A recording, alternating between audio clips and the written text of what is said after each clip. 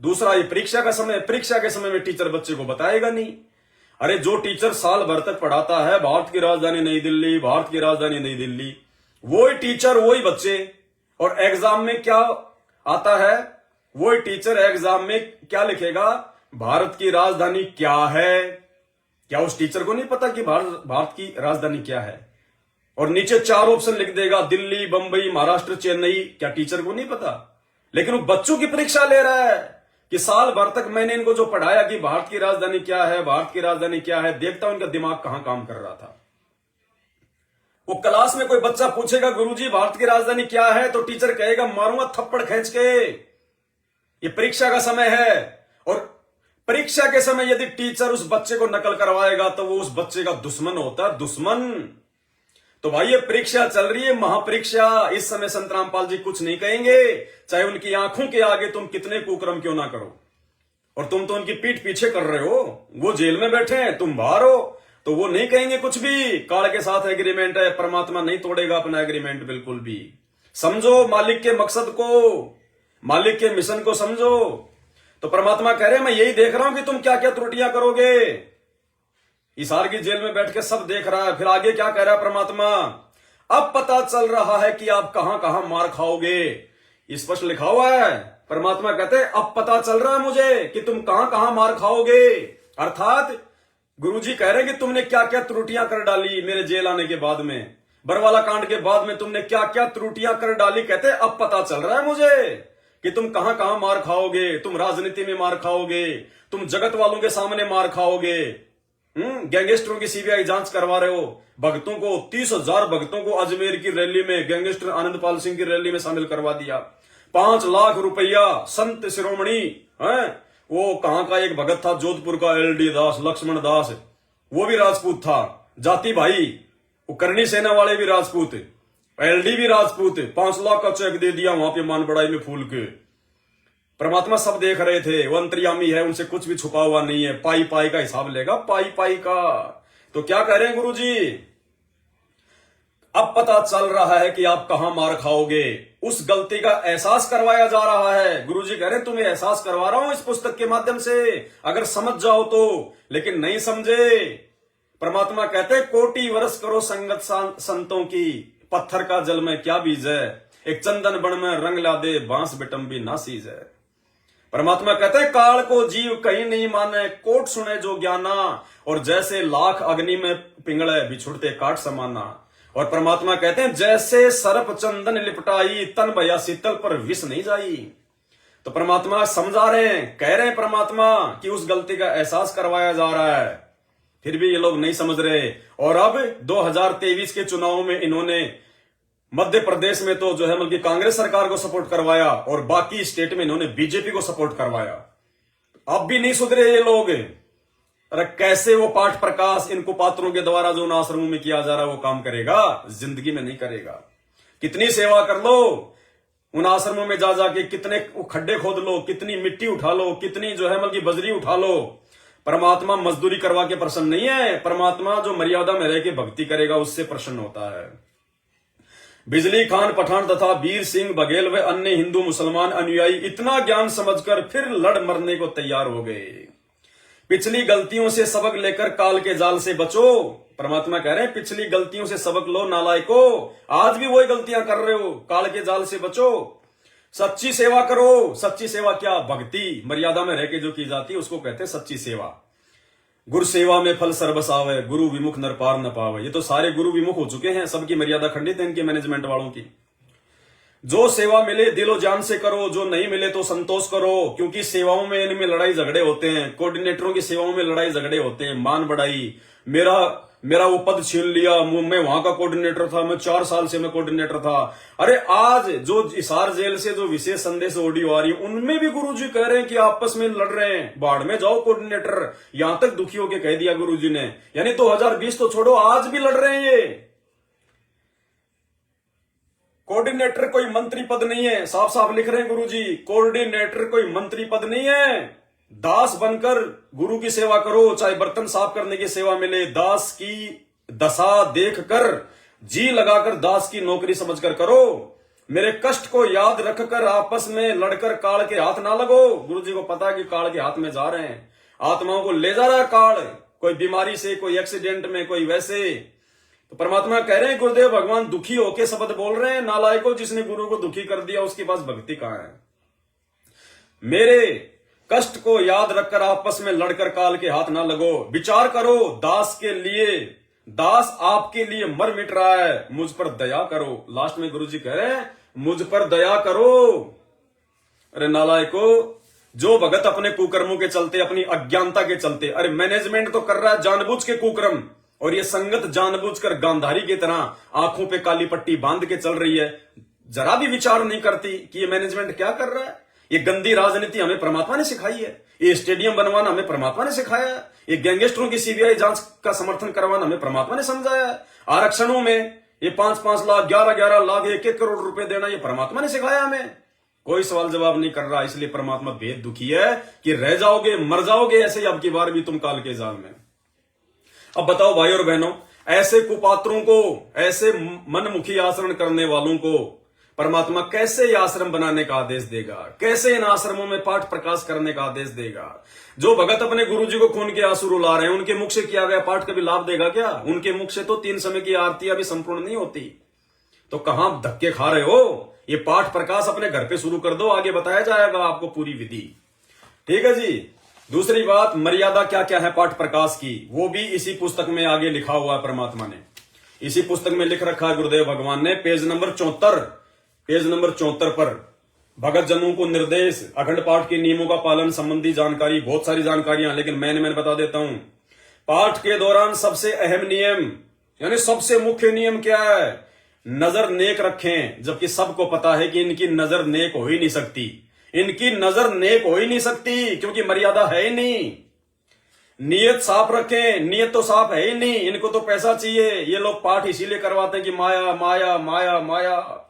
अरे जो राजनीति कर रहा हो, जो जगत वालों के साथ में अच्छे संबंध निभा रहा हो, हैं, जो राजनीति वालों के साथ में उठता बैठता हो, जो आरक्षण के लिए जो लड़ाई लड़े, आरक्षण वालों को जो पैसा दे, बीजेपी कांग्रेस जो करे, उनका समर्थन करे, अरे वो कैसे नियत उसकी साफ हो सकती है? जिंदगी में नहीं हो सकती। नजर नेक रखें, नियत साफ रखें, मन में दोष द्वेष न रखें, जबकि दोष द्वेष तो भरा पड़ा है। गुरुजी तो रो रहे हैं कि मुझे खून के आंसू मत रुलाओ, क्योंकि ये कोऑर्डिनेटरों के पदों के लिए, पैसों के लिए, आश्रमों के लिए रोज ये लड़ते हैं, मरते हैं। गुरुजी के पास इनकी शिकायतें जाती हैं आपस में। तो परमात्मा तो पहले से दुखी है। राग द्वेष दोष तो मन में पहले भरा पड़ा इनके। मन में दोष द्वेष न रखें, पक्षपात ना करें, जबकि सबको पता है कि इनसे बड़ा तो कोई पक्षपाती है ही नहीं, इनसे बड़ा कोई पक्षपाती नहीं है कोई। परमात्मा से डरें, डर काहे का? परमात्मा से डरते तो बरवाला कांड ही नहीं होता, परमात्मा से डरते तो राजनीतियां नहीं करते, परमात्मा से डरते तो स्टेडियम नहीं बनवाते, परमात्मा से डरते तो कबड्डी के मैच में 31 हजार रुपए नहीं देते, परमात्मा से डरते तो गैंगस्टरों की सीबीआई जांच में 5-5 लाख रुपए नहीं देते, संगत को नहीं बैठाते, परमात्मा से डरते तो हरियाणा के जाट आरक्षण में लाखों भक्तों को 2 महीने तक धरनों पे नहीं बैठाते, वो करोड़ों रुपया उनको चंदे के रूप में नहीं देते। अगर ये परमात्मा से डरते तो परमात्मा से डरें। बहन बेटी माई को बुरी नजर से न देखें, जबकि आए दिन इनके आश्रमों में कांड होते हैं, आए दिन। ये तो हो ही नहीं सकता, ये तो सबसे पहला काम है इनका, गंदी नजर रखना तो सबसे पहला काम है इनका। बहन बेटी माई को बुरी नजर से ना देखें, पाप को मन में जगह ना दे। जिसकी मर्यादा खंडित है, काल सिर पे आके बैठ जाएगा तो पाप ही करवाएगा। कहते हैं पाप को मन में जगह ना दें। आपको लगता है ये लोग इतनी मर्यादा में हैं, ये लोग इतने साफ सुथरे हैं? जिंदगी में नहीं। जो सेवादार व पाठी इन नियमों को खंड करेगा, उसके द्वारा किया गया पाठ लाभ के स्थान पर हानि देगा, उसे भी कष्ट उठाना पड़ेगा। साफ साफ लिख रखा है। अर्थात ये नियम ये लोग निभा नहीं सकते। ये नियम कौन निभा सकता है? ये नियम तो संत रामपाल जी भगवान ही निभा सकते हैं, या वर्तमान में उनके ज्ञान से परिचित, उनके आशीर्वाद से परिचित उनके सत्सेवक बच्चे निभा सकते हैं, दूसरा कोई नहीं निभा सकता ये नियम। तो पाठ कहां से सफल होगा मेरे भाई और बहनों? सारा पैसा बर्बाद। तो अब क्या होगा? अब क्या करना है भाई और बहनों? हमने, परमात्मा ने जो प्रेरणा की है, परमात्मा ने जो आशीर्वाद दिया है, अब क्या होगा? अब परमात्मा ने इस पुस्तक के माध्यम से सब कुछ जाहिर कर दिया, इनके आचरण को, इनके व्यवहार को, इनके नियम को, इनकी मर्यादाओं को, कैसे गुरु जी को खून के आंसू ये लोग जो है रुला रहे हैं। अब परमात्मा क्या कह रहे हैं, आपको एक छोटा सा वीडियो दिखाऊंगा परमात्मा का कि पाठ प्रकाश करने का अधिकारी कौन है, किसके मुख से गरीबदास जी महाराज जी की वाणियां उच्चारित होंगी तो लाभ देंगी, ये गुरुजी साफ साफ कह रहे हैं। उसके बाद भी अगर कोई नहीं समझा तो भैया पक्का वो काल का चमचा है, पक्का काल का चमचा। गुरुजी कह रहे हैं कि ये गरीबदास जी महाराज जी की वाणियां, इनको अगर कोई सामान्य व्यक्ति करेगा, अगर कोई भगत करेगा, उसके मुख से सुनोगे तो लाभ नहीं होगा, और ये दास इन वाणियों को बोलेगा तो लाभ होगा, क्योंकि ये गरीबदास जी की वाणियां हैं। इन वाणियों को पढ़ने वाला भी गरीबदास जी के जितना ही महापुरुष चाहिए। क्या कह रहे हैं गुरुजी, गरीबदास जी की वाणियों को पढ़ने वाला भी गरीबदास जी के जैसा ही महापुरुष चाहिए। तो आपको लगता है भगत कभी गरीबदास जी के बराबर महापुरुष हो सकता है क्या? इसका मतलब सभी भगत रिजेक्ट कर दिए परमात्मा ने ये शब्द बोल के कि गरीबदास जी की वाणियों को वही पढ़ सकता है जो गरीबदास जी जैसा महापुरुष हो, और वो महापुरुष धरती पर केवल एक ही है, संत रामपाल जी। सुन लो भाई उनके मुख से, और उसके बाद तो विचार करो। ये अखंड पाठ 3 दिन की वाणियां, ये गरीबदास जी का ग्रंथ है, भगत पढ़ने का अधिकारी नहीं है। सुनो क्या कह रहे हैं, भी उतना ही,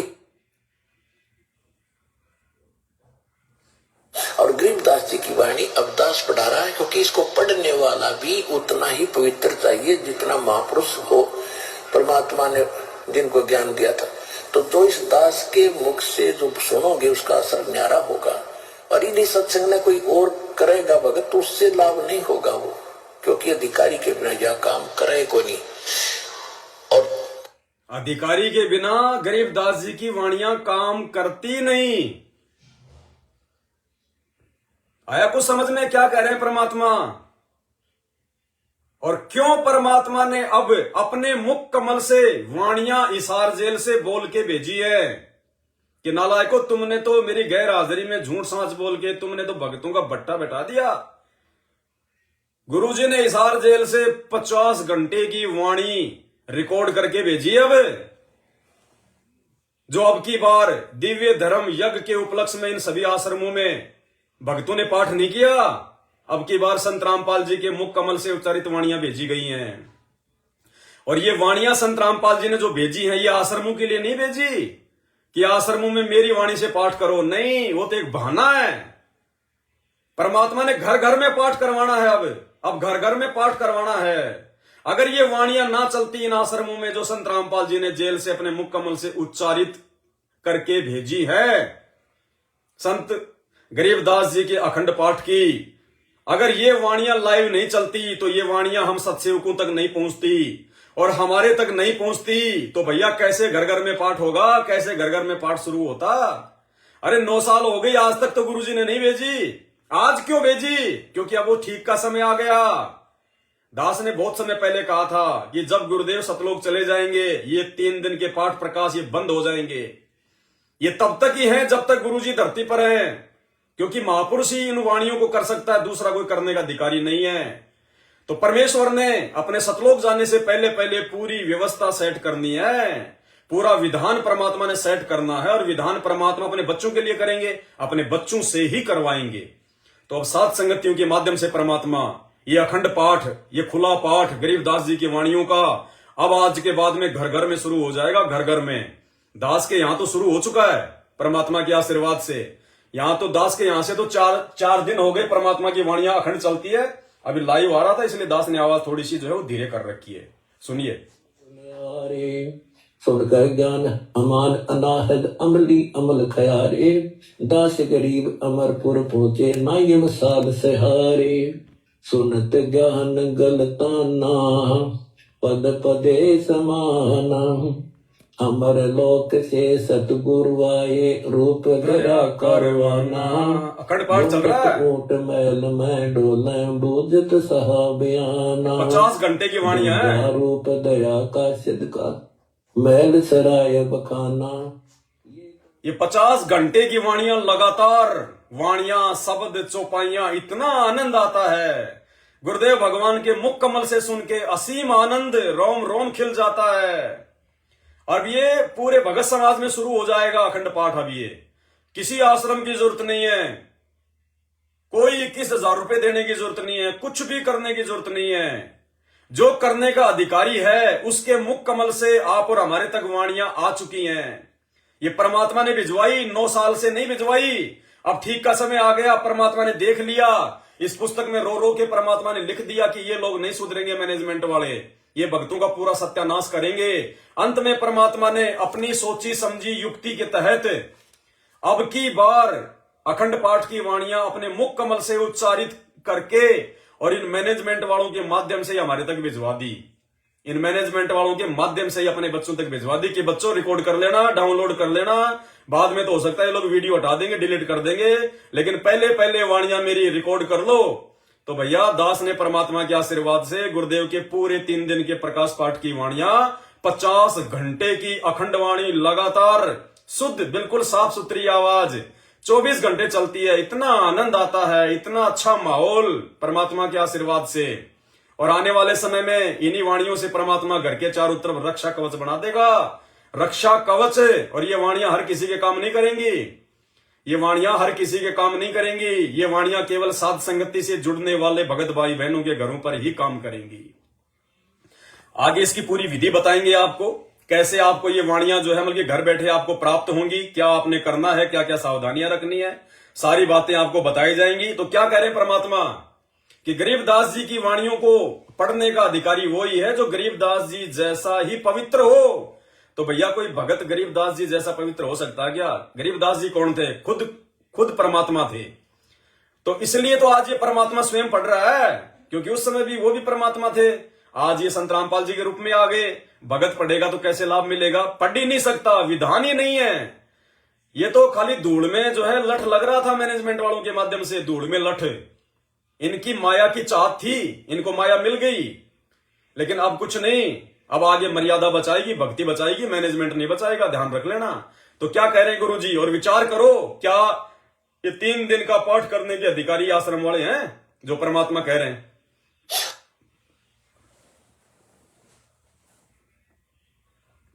और गरीबदास जी की वाणी अवदास पढ़ा रहा है, क्योंकि इसको पढ़ने वाला भी उतना ही पवित्र चाहिए जितना महापुरुष हो परमात्मा ने जिनको ज्ञान दिया था। तो इस दास के मुख से जो सुनोगे उसका असर न्यारा होगा। और इन्हीं सत्संग में कोई और करेगा भगत तो उससे लाभ नहीं होगा वो, क्योंकि अधिकारी के बिना यह काम करे को नहीं। और अधिकारी के बिना ये काम करती नहीं है। तो बताइए भाई साहब, इन आश्रमों में कौन है जो गरीबदास जी के जैसा है? अरे जो गरीबदास जी के बराबर है कोई? अगर होता तो संत रामपाल जी ने अपने मुख कमल से बोलने की जरूरत क्या पड़ गई? अगर उन भक्तों के मुंह से यदि पाठ वाली वाणियां काम कर रही थी, जो 9 साल से 8-9 साल से, ये विचार करने की बात है। अगर 8-9 वर्षों से इन आश्रमों में जैसे वो भगती पाठ कर रहे थे, माइक लगा लगा के, कोई अपनी आवाज में, कोई लड़की बोल रही है, कोई लड़का बोल रहा है, अगर ये पाठ सही हो रहे थे और उन भक्तों की वाणियां सही काम कर रही थी और वो भगत यदि मर्यादा में थे, तो भैया संत रामपाल जी ने अब की बार इन आश्रमों में अपने मुंह से वाणियां क्यों चलवाई?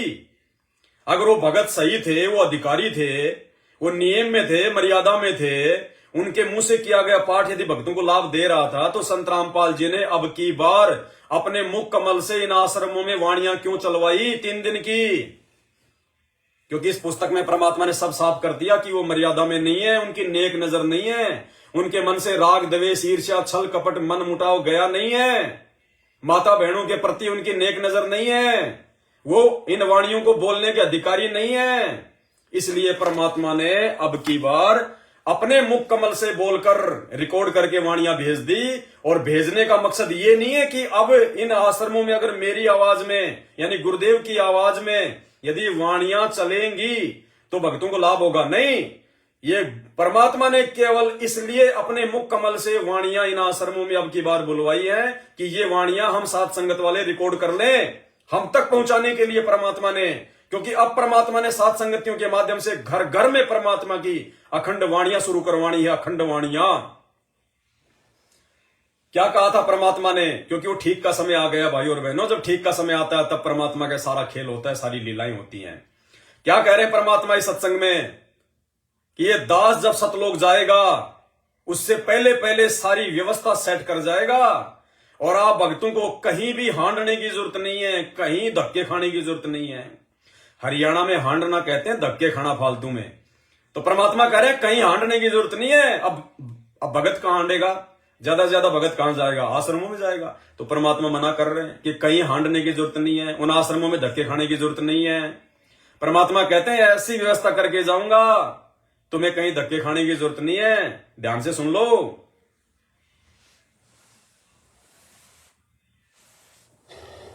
पुण्यात्माओं, ये ऐसा ज्ञान है सिंपल लैंग्वेज में, बूढ़े तो बूढ़ा कति 70-80 साल का भी इस ज्ञान को समझ जाए। अगर बालक 10 साल का भी इसको ध्यान से सुनेगा तो कति उंगलियां पर हटा दूंगा आपके।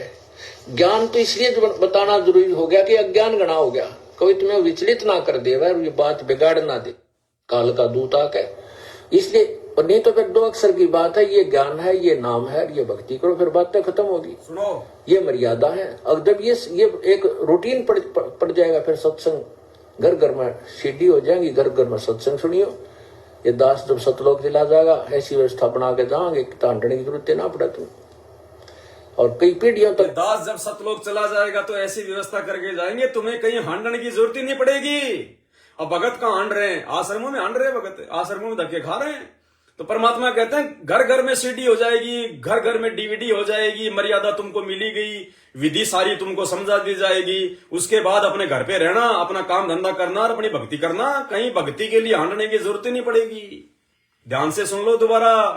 घर घर में डीवीडी, घर घर में सीडी, यानी घर घर में सत्संग, घर घर में ज्ञान है, पाठ वाठ सब बंद हो जाएंगे, क्योंकि हर भगत के घर में पाठ शुरू हो जाएंगे, हो चुके हैं। तो परमात्मा पाखंड के लिए काल का दाव लगे ऐसी कोई पॉइंट छोड़ के ही नहीं जाएंगे। क्या कह रहे हैं गुरुदेव भगवान?